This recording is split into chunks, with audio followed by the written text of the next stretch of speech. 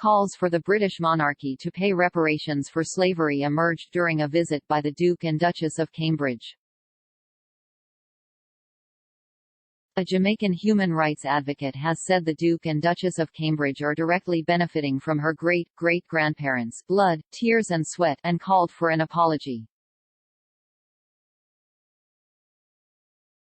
Opal Adisa helped to organise activists outside the British High Commission building in Kingston during the visit by William and Kate, to call for the UK monarchy to pay reparations for slavery and apologise for human rights abuses.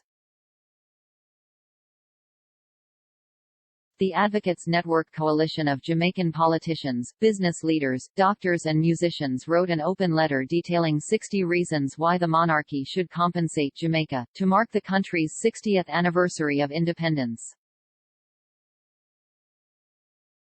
Demonstrators were holding signs reading, "Princesses and princes belong in fairy tales, not in Jamaica," and "Apologize," and holding copies of the open letter.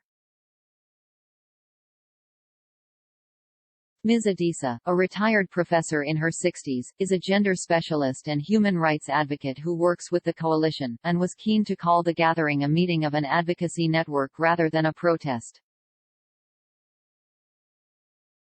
In line with protocol and coronavirus restrictions, Ms. Adisa said she requested space for 60 people, but the Advocates Network said more than 300 arrived in the first 2 hours.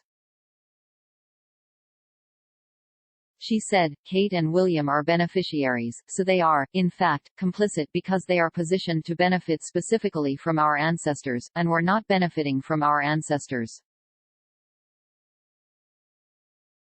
The luxury and the lifestyle that they have had and that they continue to have, traipsing all over the world for free with no expense, that is a result of my great-great-grandmother and grandfather, their blood and tears and sweat." She joined calls for an apology, and said the monarchy should provide economic social reparation, such as building us proper hospitals, providing and making sure that our children are educated through college level, and making sure land is equally distributed. Ms. Adisa said an apology is the first step towards healing and reconciliation. She added, "You know, we don't have anything personally against Kate and Prince William, and even the Queen, for that matter, but we're simply saying you've done wrong, and it is way past time that you admit that you've done wrong, and when you do, redressing it. The fact that our government is spending money to help provide security and finance for the Duke and Duchess, who are wealthy, is outrageous, it's criminal. Because the Caribbean is fed up, the same thing happened in Belize. We're just saying enough is enough, we've been quiet, we have been nice. Enough is enough, let's deal with this racism and this discrimination." The protest began ahead of the Cambridge's arrival in Jamaica on Tuesday, where they will stay until Thursday when they depart for the Bahamas. Earlier in the tour there was opposition from villagers in Belize, who cited a range of issues including objections to the Cambridge's helicopter landing site, which forced a trip to a farm on Sunday to be scrapped. It was replaced with a visit to a chocolate producer before the couple traveled to the cultural center of the Garifuna community in Hopkins.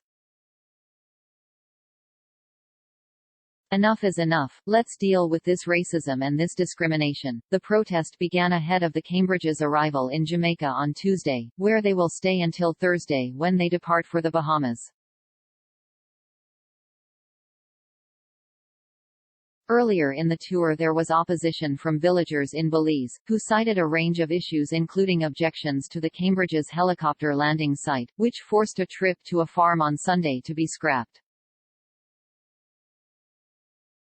It was replaced with a visit to a chocolate producer before the couple traveled to the cultural center of the Garifuna community in Hopkins.